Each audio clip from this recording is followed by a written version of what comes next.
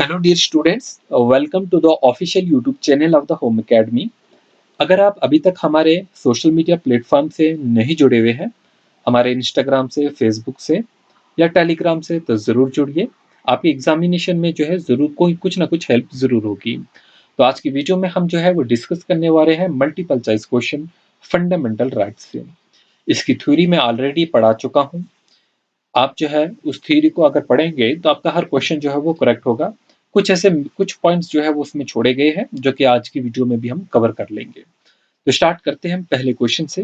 Consider the following statement है। पहली statement हमें यहाँ पे कुछ कंसीडर करनी है। तीन स्टेटमेंट्स हमारे पास दिए गई है ए बी सी की फॉर्म में, और हमें देखना है which of the following statement is और करेक्ट। देखिए कौन सी वो स्टेटमेंट है जो करेक्ट है और इनकरेक्ट है। तो स्टार्ट करते हैं उन तीनों स्टेटमेंटों को पढ़ना। देखिए पहली जो स्टेटमेंट हमारे पास दी गई है कि आर्टिकल 12 से 35 जो है of the constitution deals with the fundamental rights. आपको ये बताना है कि ये जो है वो डील करता है वो फंडामेंटल राइट्स से। सेकंड स्टेटमेंट है part third of the constitution is called the Magna Carta of India.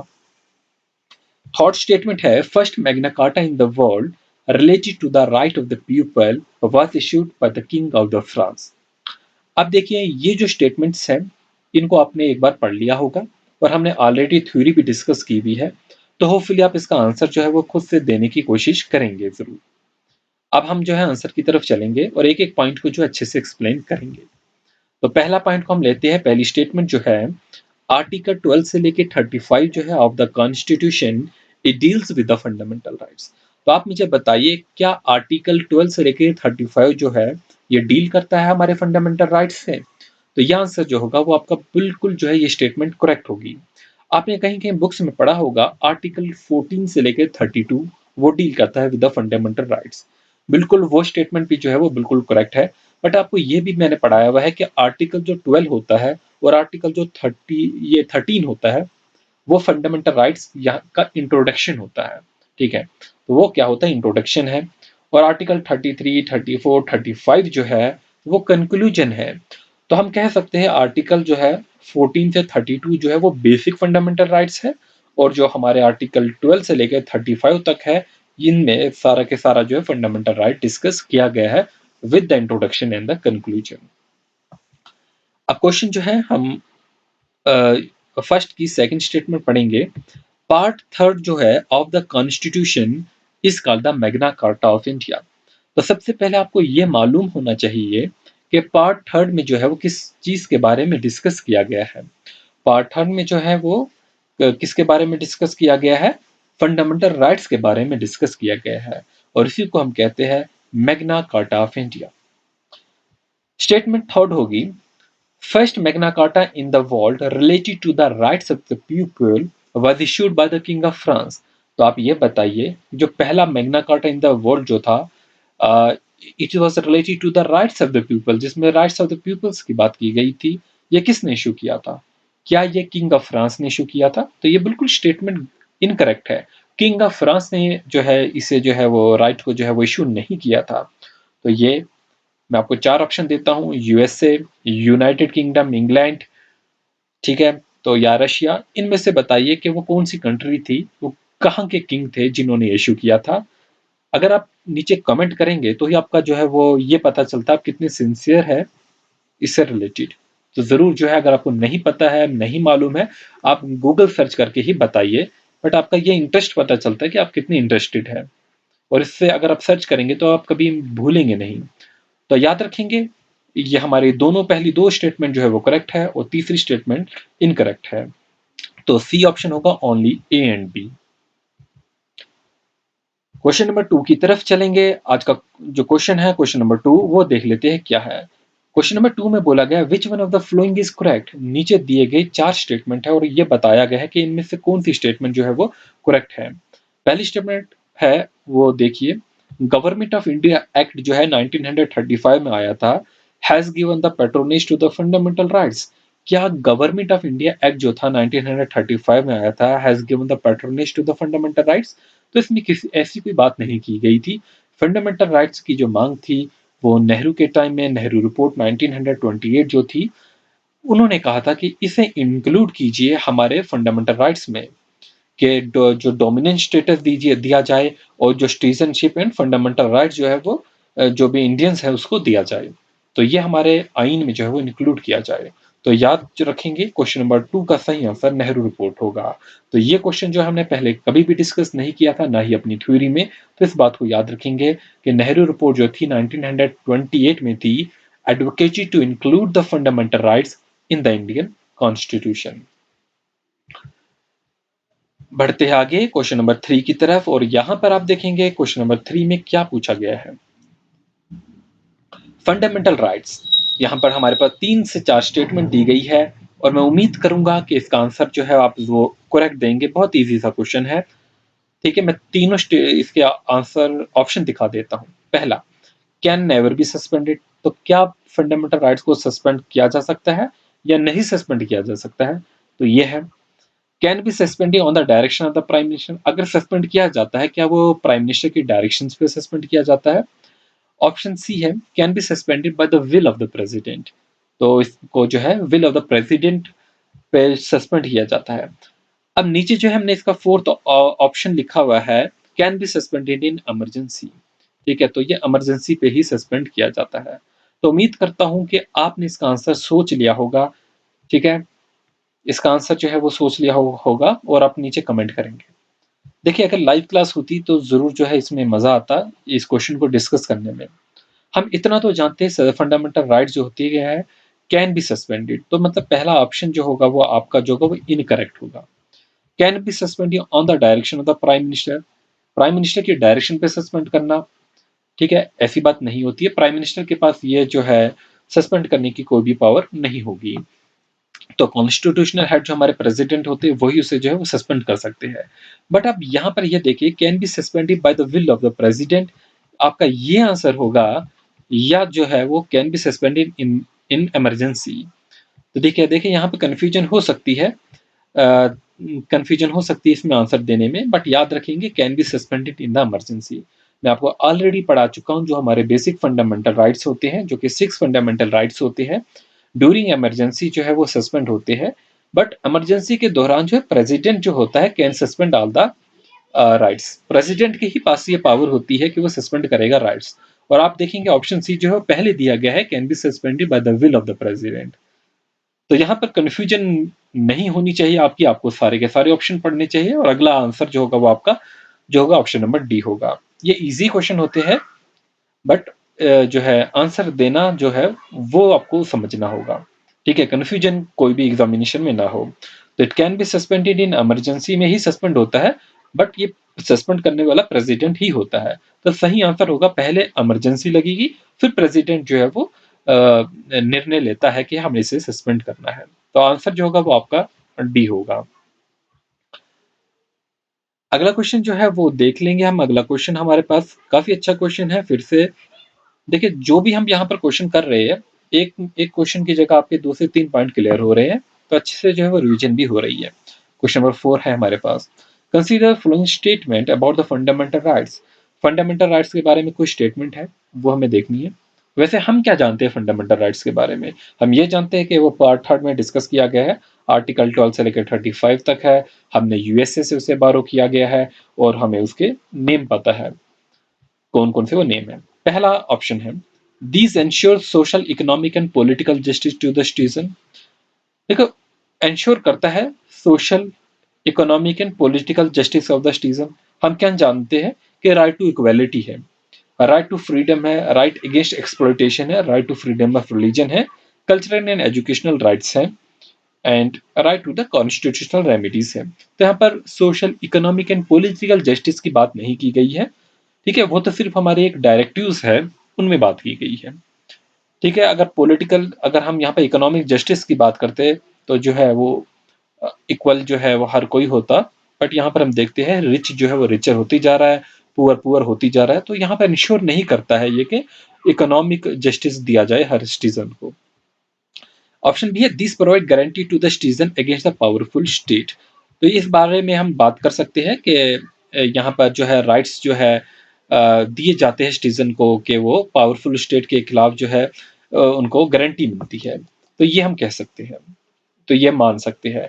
क्योंकि हमारे पास जो है right to the constitutional remedies भी है, तो ये हम कह सकते हैं। फिर जो है सी ऑप्शन है, fundamental rights in our constitution are not taken from the USA.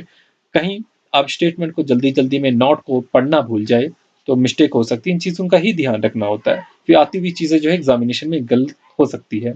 Fundamental rights in our constitution जो है they are taken from the USA, तो मतलब ये स्टेटमेंट भी हमारी गलत हो रही है, पहली स्टेटमेंट भी गलत हो रही है, तो ऑप्शन बी जो होगा वो हमारा करेक्ट होगा।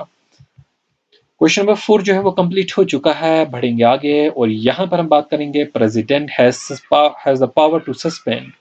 अभी हमने पढ़ा कि प्रेसिडेंट जो है उसके पास पावर होती है कि वो सस्पेंड कर सकता है। किस चीज को सस्पेंड कर सकता है? फंडामेंटल राइट्स को सस्पेंड कर सकता है। क्या ऑल फंडामेंटल राइट्स को सस्पेंड कर सकता है?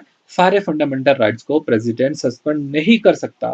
वो कौन सी एक एक्सेप्शन है, वो उसके बारे में बताइए। वो है एक exception, right to the protection of the life and the personal property. तो ये हमारी एक एक्सेप्शन आती है जिसे हमारे प्रेसिडेंट जो है during the time of emergency जो है वो सस्पेंड नहीं कर सकते। अब बी है, fundamental rights mention in the article 21। क्या सिर्फ 21 में ही जो है इसे मेंशन किया गया है? ऐसी बात नहीं है। जो आर्टिकल जो हमारा 21 है वो किससे डील करता है? Right against the ex post facto law. किससे? नहीं सॉरी, जो हमारा आर्टिकल 21 है वो right to live and the personal liberty से जो है वो डील करता है, और राइट टू प्राइवेसी से भी जो है वो डील करता है। फिर बात करते हैं fundamental right mention in the article 20। खाली आर्टिकल 20 में तो वो मेंशन नहीं है, हम जानते हैं 12 से लेकर 35 तक है। अगर हम आर्टिकल 20 की बात करते हैं, protection in respect of the conviction for an offence होगा, जिसमें आर्टिकल 20 का पार्ट 1 होगा, पार्ट 2 होगा, पार्ट 3 होगा। पार्ट 1 में राइट अगेंस्ट द एक्सपोज्ड फैक्टुला है, तो पार्ट आर्टिकल 20 का जो 2 है राइट अगेंस्ट द डबल जियोपैरिडी है, एंड आर्टिकल 20 का पार्ट 3 जो होगा राइट अगेंस्ट द सेल्फ इंक्रीमेशन। तो इनमें से कोई भी आर्टिकल जो है वो आपको आ सकता है, उन पे क्वेश्चन बन सकता है। ऑप्शन नंबर बी है, fundamental rights is mentioned in article 19। Fundamental right जो है वो मेंशन किए गए in the article 19। Fundamental rights जो है वो मेंशन किए गए इन द आर्टिकल 19। बिल्कुल, फंडामेंटल राइट जो है वो आर्टिकल 19 में जो है मेंशन की गई है। क्यों? क्योंकि हमें आर्टिकल 19 कहता है गारंटीड द 6 फंडामेंटल राइट्स। तो आपका आंसर जो होगा वो करेक्ट होगा। देखो, आर्टिकल जो 15 है वो कहता है prohibition of the discrimination on the basis of religion. Article 16 कहता है equality opportunity in public employment. Article 17 कहता है abolition of untouchability। आर्टिकल 18 कहता है abolition of the titles like Rai Bahadur Maharaja, ये सारे टाइटल को एबॉलिश करना। और आर्टिकल 19 कहता है कि Indian constitution has granted you the 6 fundamental rights. ठीक है, 6 फ्रीडम्स दी जाती है जिनके बारे में हमने पढ़ा हुआ है। तो इसका आंसर जो होगा वो डी होगा। अब हमें यहाँ पर जो है वो मैच करना होगा। काफी इंपॉर्टेंट है, ये केसेस से रिलेटेड है, तो उम्मीद करते हैं कि ये क्वेश्चन जो है गलती हुई है कि एक पेज में जो इसे लिखना था ये ऊपर नीचे हो गया है। चलिए पढ़ लेते हैं। मैच करना है हमें लिस्ट 1 को लिस्ट सेकंड से। Principle of the basic structure match A में है, और मिनरला जो है मिनर्वा मिल्केस, ये किससे रिलेटेड है? फिर prohibition of traffic in the human being है, फिर फंडामेंटल ड्यूटीज है, फिर पार्टिकल कैन अमेंड, जो पार्लियामेंट है can amend the fundamental rights है। तो ये कुछ इंपॉर्टेंट हमारे पास केस होते हैं। ठीक है, तो उन केसों के बारे में जो है बात की गई है। ठीक है, तो यहाँ पर हम बात करते हैं, तो आपका आंसर जो होगा वो ए करेक्ट होगा। ठीक है, तो हम देख लेते हैं यहाँ पर क्या क्या चीजें थी। पहला हमारे पास है प्रिंसिपल ऑफ बेसिक स्ट्रक्चर, जो है मिनर्वा मिल्केस से रिलेटेड है, याद रखेंगे इसको। ऑप्शन बी जो है वो prohibition of the trafficking in human beings, तो ये आर्टिकल 23 से है जो है वो डील करेगा। देखो, आर्टिकल 23 जो है वो कहता है prohibition of traffic in the human being and force labour के बारे में बात करता है, तो ये जो होगा आर्टिकल 23 से होगा। फिर फंडामेंटल ड्यूटीज की अगर हम बात करते हैं, ठीक है, और हम अगले किसकी बात करेंगे, तो फंडामेंटल ड्यूटीज जो है वो जो होगी वो 42nd कॉन्स्टिट्यूशनल अमेंडमेंट एक्ट। ठीक है, फिर parliament can amend the fundamental rights, ये क्वेश्चन ऑन द भारतीय केस होगा। तो ये हमारे पास जो होगा वो करेक्ट मैच होगा। मैच अच्छे से बना नहीं है, ठीक है, तो आगे जो हम अच्छी कोशिश करेंगे अच्छे से हम बना सकें। अब यहाँ पर हम बात करने वाले हैं कुछ और क्वेश्चन की। इसमें यहाँ पर कुछ और 4 से 5 स्टेटमेंट दी गई है। पहला question number 7, consider the following statement. हमें ये स्टेटमेंट देखनी है और ये देखना है कि कौन सा इसमें स्टेटमेंट करेक्ट होगा। Article 301 is related to the right of property. क्या आर्टिकल 301 जो है वो रिलेटेड है किससे? राइट ऑफ प्रॉपर्टी से, पहली स्टेटमेंट। फिर बी हमारे पास है right to property is a legal right. देखिए हम जानते हैं पहले जो हमारे पास जो था राइट ऑफ प्रॉपर्टी जो था वो जो था एक फंडामेंटल राइट्स था, लेकिन उसे बाद में जो है वो एक लीगल राइट जो है वो बनाया गया है। तो राइट ऑफ प्रॉपर्टी जो है वो आर्टिकल 301 में नहीं बल्कि आर्टिकल 31 में था। ठीक है, पहले आर्टिकल 31 में था क्या, हमारे पास राइट टू प्रॉपर्टी, फिर उसे जो है चेंज कर दिया गया था और उसकी अमेंडमेंट कर दी गई थी और बाद में जो है उसे आर्टिकल 300 ए में, ठीक है, तो ऐसे लिखेंगे हम 300, ये 300 और अमेंडमेंट होगा। ठीक है, तो इसकी अमेंडमेंट करके इसे लीगल राइट बनाया गया है। तो ये आपका करेक्ट होगा, मतलब पहला तो आपका इनकरेक्ट होगा, 301 नहीं होगा, 300 ए होगा। फिर right to property is a legal right, बिल्कुल एक लीगल राइट है but it is not a fundamental right, और ये फंडामेंटल राइट नहीं है। और इसे हमने जो डिलीट किया गया था वो 44 अमेंडमेंट एक्ट से किया गया था। तो यहाँ पर बोला गया C the article 300 A in the Indian constitution added by the 47 से नहीं बल्कि 44 अमेंडमेंट एक्ट से जो है ऐड कर दिया गया था। तो हमारे पास जो ऑप्शन बनता है वो सिर्फ फंडामेंटल राइट्स जो है वो यहाँ पर जो है लीगल राइट, ऑप्शन बी जो होगा वही करेक्ट होगा। देखिए यहाँ पर हमने क्वेश्चन तो कहने को ये एक है बट इसमें हमने 3 पॉइंट डिस्कस किए। अब मैं चाहता तो अलग अलग पॉइंट बना के 4 क्वेश्चन बना देता, बट ठीक है, इस डिस्कशन से ज़्यादा अच्छी तरीके से जो है चीज़ें क्लियर होगी। पहले तो आपको ये पता चल गया कि हमारा जो प्रॉपर्टी है वो एक लीगल राइट है, किस आर्टिकल में है ये भी पता चल गया, और ये तब पता चला कौन सी अमेंडमेंट से जो है वो डिलीट किया गया था। तो उम्मीद करते हैं कि ये क्वेश्चन जो है आपके लिए हेल्पफुल होंगे। बाकी क्वेश्चन जो है हम आगे आने वाली वीडियोस में जो है वो करेंगे। बहुत अच्छे अच्छे क्वेश्चन जो है वो आगे भी है। तो अभी तक अगर आपने हमारे सोशल मीडिया प्लेटफॉर्म से हमसे जुड़े नहीं हैं तो ज्वाइन कीजिए। आपके एग्जामिनेशन से पहले हम कुछ क्वेश्चंस की प्रैक्टिस कर लेंगे, चाहेंगे पीडीएफ वीडियो वो भी जो है वहाँ पर अपलोड करेंगे जो भी इंपॉर्टेंट होगी, जैसे कि इंग्लिश की कुछ प्रैक्टिस उस पर अपलोड किए हुए हैं, तो इन्हें एक एक बार ज़रूर देख लीजिए और साथ में इंस्टाग्राम पे जो है वो फॉलो करना ना भूलें। Thanks for watching, wish you good luck.